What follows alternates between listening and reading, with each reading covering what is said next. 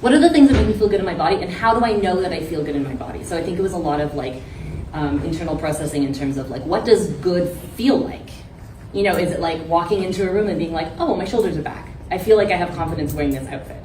You know, or yeah, being in a more like formal space and like what makes me feel really powerful through clothes, but through anything, like we were talking about voice. You know, what is a voice that makes me feel like me? How do I know it feels like me? Oh, I use it, and then I get this like internal feedback or external feedback of someone being like, I find that really sexy when you wear that. I'm like, oh, note that down for later.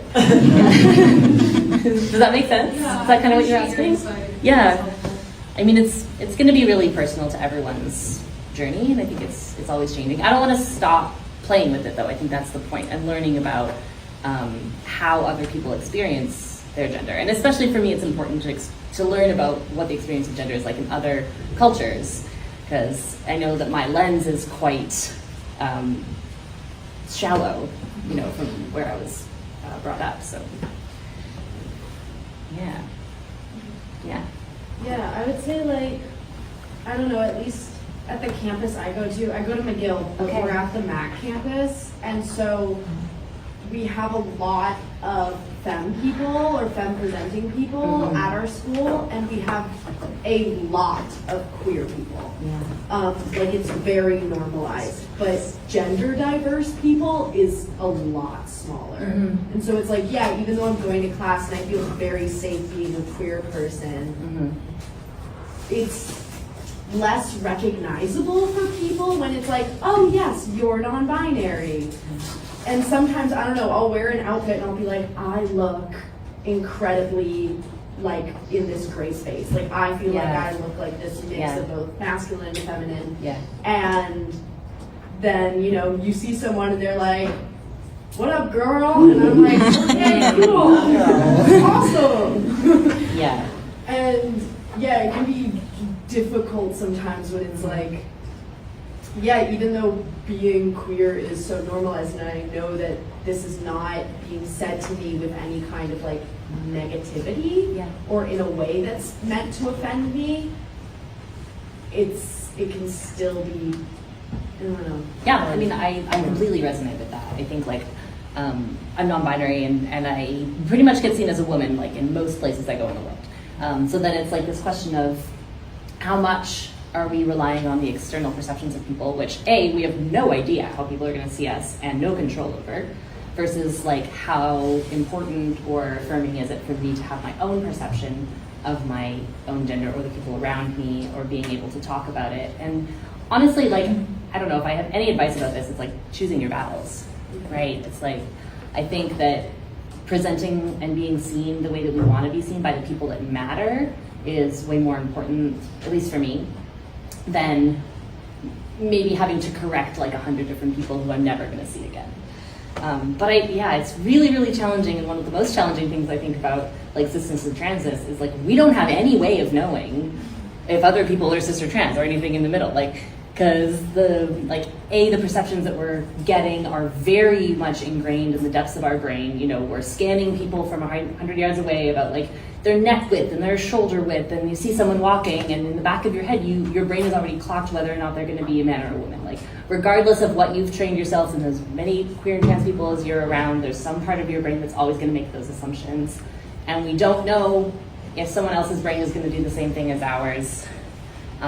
So yeah, there's always this real challenge to like, I want to be seen in the way I want to be seen for myself, and what if that doesn't align with what other people are seeing?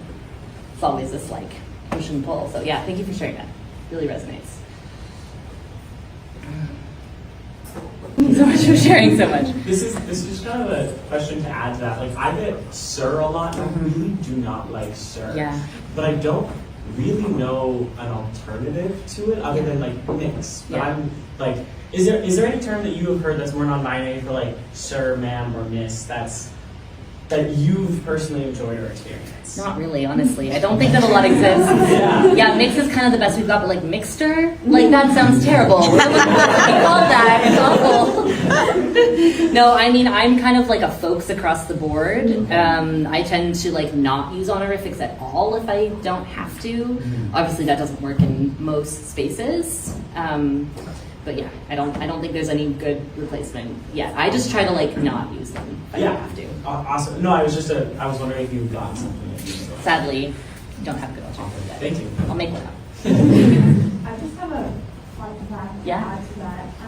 Our regulator for New Brunswick, like API and stuff, when we have our ethics course and everything, we are not allowed to use like Mr. and Mrs. and whatnot as an engineering profession, which is great. Like Wow. we're starting to eliminate some of those like titles and whatnot. Like we don't want to use in gender anymore. That's so interesting. Which is cool. I did not know that. That's really cool. It's fascinating. I wonder if it'll catch on. I don't feel like it'll come here anytime soon, but you never know. Cool. Anyone else? Yeah. Related to that, I wanted to know, like, what are your thoughts about, like, reappropriating certain gendered words, like girly or dude, and, like, using them in a gender-neutral way? Because, like you said, like, the lack of gender-neutral terms in English and in French a lot. Like, yes, for example, sucks. Yeah. So, like, instead using gendered terms Yeah. and, like, using them in a non-gendered way. Yeah, like guys or things like that. Yeah, I know what you mean. It's kind of a hot topic. I think people feel differently about it. I think my default is like if you have the space to check in with the people that you're using it with, I think, maybe this is an assumption, but I think most people will see you trying to do something differently and kind of take the intent of like, we're trying to find a better option here. But then I also know some like trans women who are like, don't dude me. Like that is not okay. So I try to be mindful of like being able to check with people, especially if you know that they're trans people. If you don't have the opportunity to do that, if they're strangers, you're not going to ask that off the bat. I default to things that I feel more neutral about, like folks. Not everyone loves it, but I think it's at least like more neutral. I feel I have a question to add on that one, but for me it's bro.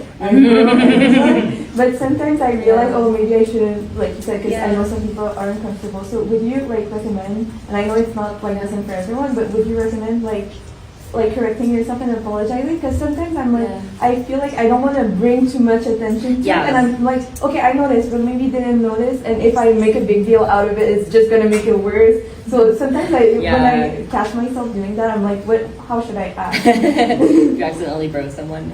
Yeah, I mean, I get it, and I think that people will probably feel different ways about this. I would personally just kind of make a joke and be like, bro, or maybe no bro. Like, I don't think you have to go into a big, like, I'm so sorry. Like, maybe you're not bro, but maybe you are. I don't know. Like, that does make it worse, but if you can just, like, say something and move on, I think if you are able to recognize that you might have struck the wrong chord, it would probably go a long way. That person might be like, oh, they did something, they tried something, it didn't quite work, but the intention was there.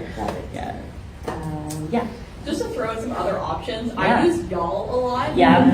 Other options that I think is hilarious, I don't know if everyone agrees with me on this, is I call everyone gamers. I don't know why, but it's stuck, and people always have a very entertaining reaction to that one. Yeah. It's gender neutral, but it's like, do you want to be associated as a gamer or not? I don't know. It's like a whole other identity politics. Oh, I have two things. One is kind of, it's not exactly what you're talking about, but just like from a personal experience is, one time I was at the first day of the job, and then my boss was talking to me, and then what she did right after, she didn't like make a big deal about it. She just like, I don't remember if she restated the same sentence with my correct pronouns, or if she just like, then she like made a point to then talk about me again, like immediately after going with the right one. So she didn't even like say sorry, because it was like in front of like everyone. So, and I was just after, I was like, oh, whoa, that was so much better than any, like that was like the best experience I've ever had. I appreciate a quick turnaround. I love that.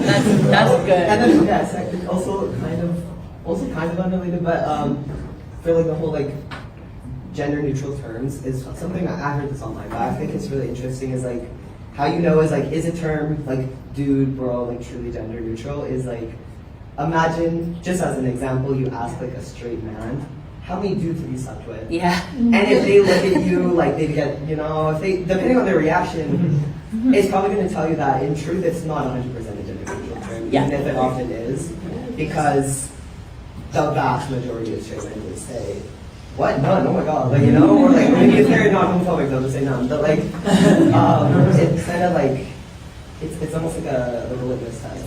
Absolutely. Gender neutral, I get used at my work sometimes, like with children, and instead of being like, okay guys, let's go, or it's like, I work in gymnastics, and so like, it's often like, oh my gosh, like, okay, let's move on girls, let's go, is we switch to like, okay friends, let's move on, friends, come with me, stuff like that. Yeah, that's a great one. I love that. Teams. Our team. Cute, I like that. It's good. Dear friends and enemies. Friends and enemies.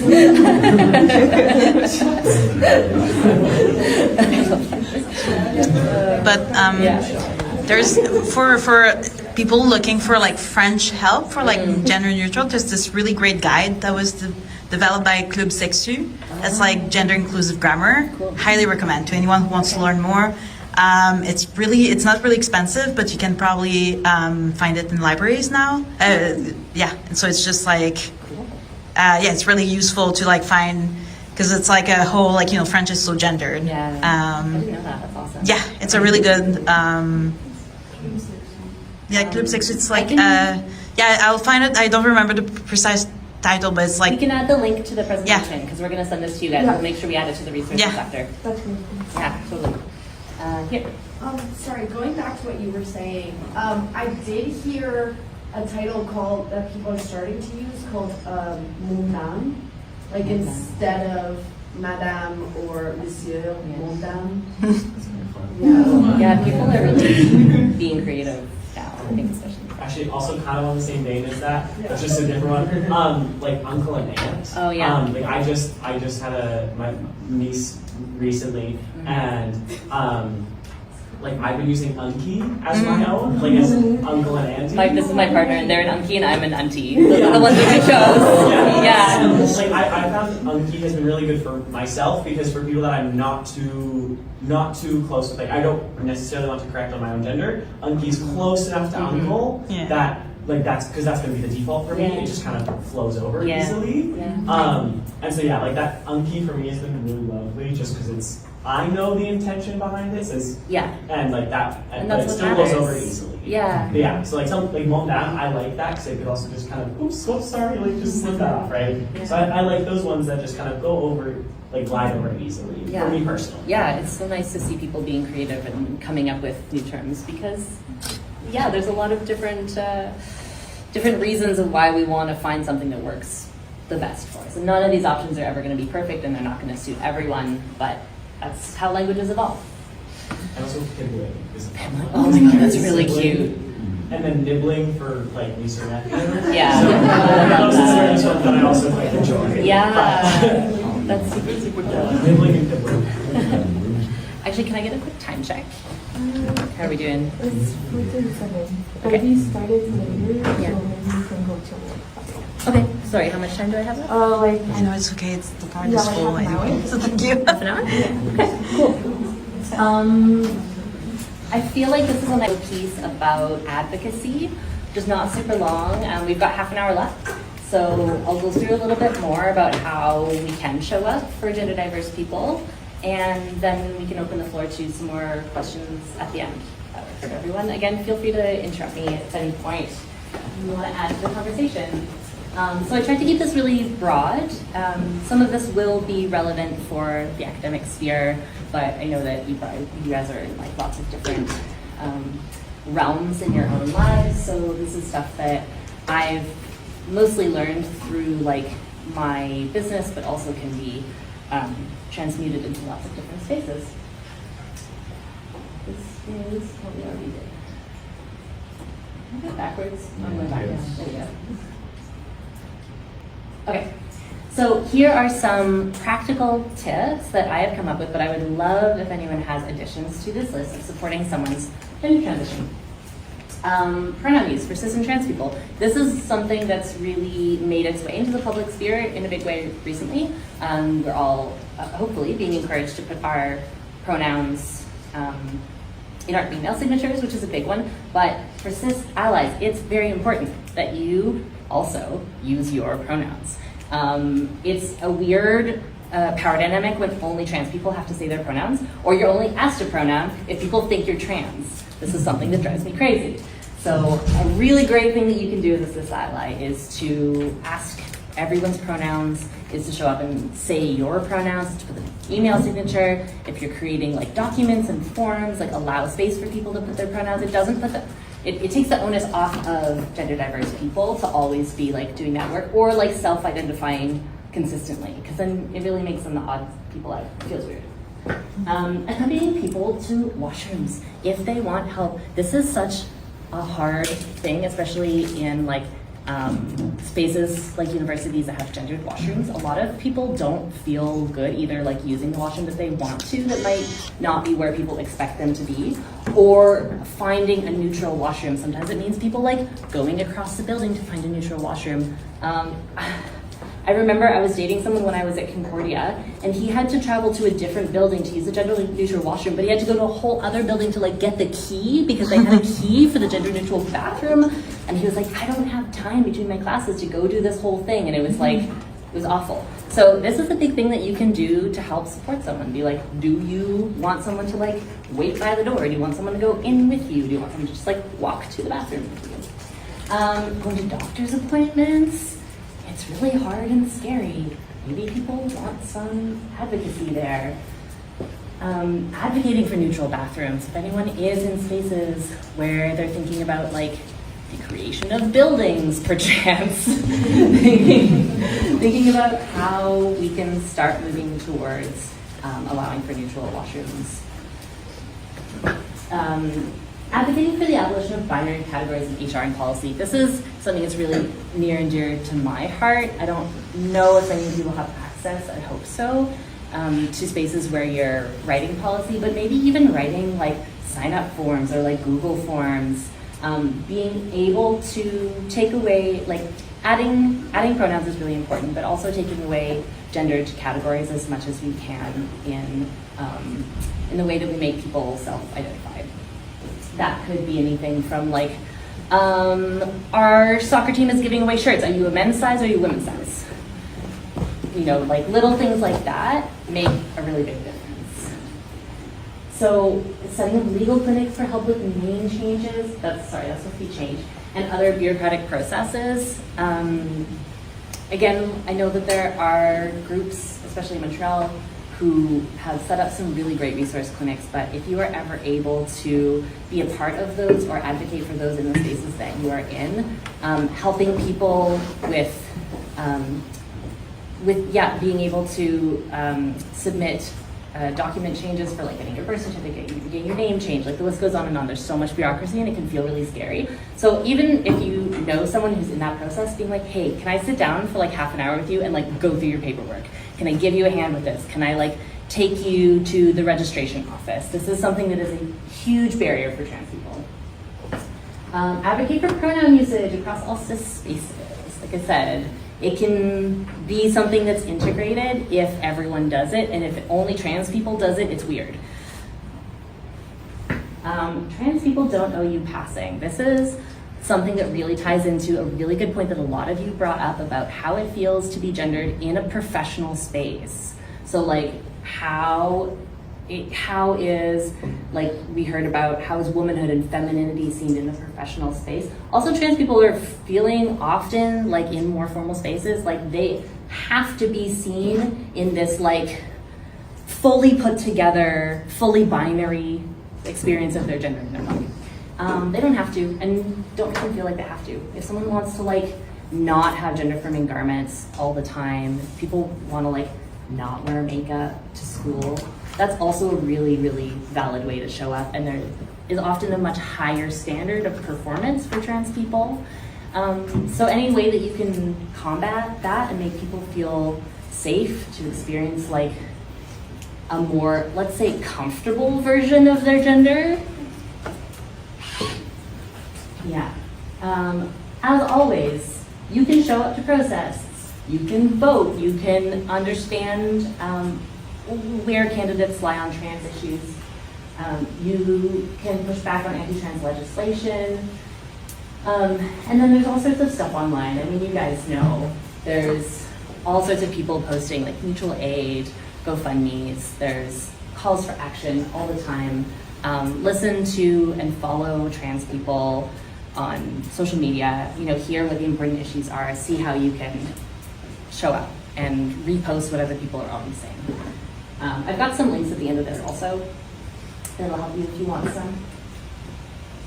In universities, this is some stuff that I thought would be more specific to this. So, client names, maybe not the best use of language here, but being able to center your trans and diverse experience in the way that you present your name. For example, we are all wearing name tags today. At some point, probably someone asked you, what is your name? So the people who are asking that question, allowing for maybe a name that doesn't align with people's paperwork, it's really important. If you see someone that has a name that's different than what you know them as, maybe believe them. There's lots of different ways that we can let people explore. Like I said, people don't owe you passing, people don't owe you presenting in a certain way to be in a certain space. Allowing for people to try things on, it's really, really scary. So yeah, believe people when they tell you your name. This is, yeah, I get a lot of emails from trans people in my work. And they will often change. So a really good example I use is like, how long ago did you create your email address? Like, probably forever ago, right? And maybe there's a new name that you use now that's not the same as what's in your email address. So when you're looking at the different places where people will write things like their name or their pronoun, maybe there's a newer version, like what are they signing off on their email versus like, you know, what you saw on a piece of paperwork of theirs years ago. Little things, but they make a really, really big difference. Looking for, or building in pronoun usage on forms. Like I said before, that's just something that can be a really, really easy thing to update quickly. We talked about neutral honorifics, like mixed or none at all. Like I said, I really prefer to just leave that out. I think it's really formal anyways. Language use, say what you mean. So if we are, I don't know, what's a good example? If we're talking about like a women's sports team, like being really clear, is that a space that's welcoming to trans people? Being really, really explicit about like what are the assumptions when we use these binary categories. If we have to use binary categories, who can be there? Who are we really talking about? If we're talking about, yeah, so a good example here is washrooms. Instead of men's and women's washrooms, we can talk about toilets and urinals. That's just like a really easy way of saying like, these are objects. They don't have anything to do with the gender of the person that's going in. And it's the same when we're talking about clothing, right? Like clothing itself doesn't have a gender, it's about the gender of the person who's putting it on. So like a women's t-shirt, a men's t-shirt, like what is the difference? You know, like it doesn't change the way that we feel about ourselves when we put that garment on. If I wear a men's t-shirt, it doesn't make me a man. You know, so can we be really specific about how these items are created, how we use these items? Yeah, so maybe you guys can add to this list. What are some other gender categories that we use all the time that are like antiquated, that we don't even need? Razors. Yeah, why? Pens, so silly. I recently like saw something about deodorant and how like deodorant are gendered, but also the reason they're gendered is also because they're for different types of skin, or like if you have shaved skin, you're gonna prefer like a women's deodorant because it has more like hydration or something. And if you're a men's deodorant, it's like to take into account hair. And so like instead of gendering, they could just say that. Hair, not hair. That's a really great example because it's like what you mean is there hair in your armpit? Well, what you're saying is men's or women's. Yeah. So like language is really important. And I've been saying this for months, but perfume, like who decided that something smells like a man? Yeah. Right? So how do you decide what's a feminine perfume, and I don't know. One thing that drives me up the wall is also like how they advertise it with only like a visual. Like, how are you supposed to know what something smells like when you only like see pictures? Exactly. A lot of people were at EQ last year, but it's like the boys and girls toys, and I think Spin Master is going to Wheels and Axles and Books and Dolls, I believe. But just like just that's coming up. That's Like right. that, It's like, so toys. easy. It's so easy. Yeah. This is my 5 minutes. Okay. Okay. Cool. I'll go through this slide and then we can open the floor in case there's any like final comments. In policymaking, this is a big part of what I did in my work is developing policy that's specific for gender diverse people. Some of the ways that we did this was extra paid menstruation or sick days for all of our staff. Also, not everyone menstruates, but some do, and it's really great to get paid when you have to stay home because of that. We worked with insurance companies to develop benefits packages that specifically include gender-affirming care, including medical and non-medical options. This was like kind of unheard of before that, and the insurance agency was terrible. We had to coach them through it. The transparency and fluidity to update your names and pronouns, like we talked about. In the HR that I create in communication methods, we always allow people to go in and change their documentation. So if people have signed forms, if people have like filled stuff out, they always have a chance to go back and change their names and pronouns on those at any time. We have specific community source guidelines for what it means to take photos and use photos of trans people, because there's really specific ways around like how we might get seen, how we want our bodies to look, on what platforms we feel safe. We do regular check-ins for people, for example, undergoing medical transition, shifting their medications, going through mental health stuff, transition-related care, allowing space for people to not just have like empathy in their management, but like there's specific ways in which we want to be able to say like the way that I show up might be changing, and these are ways that you can support me better. And we just get it because it's like trans people and working with trans people. We allow for all of this stuff because we know what it was like to go through most of it. We really try to meet people where they're at, show authenticity, reciprocity, empathy, and dignity. And we really want to be able to, or I really want to be able to teach other companies how they can advocate for trans healthcare packages.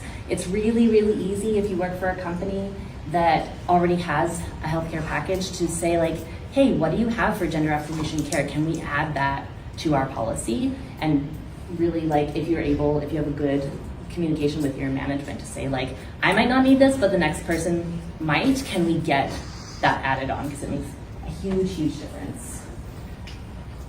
Yeah, so that's kind of the end of the advocacy piece for today. So I think, how can we create more education and access to allow for more expansive range of gender affirmation in our spaces might be a really great note to end on. But if you guys have anything else that you'd like to add, we'll have a couple minutes open floor before I let you go.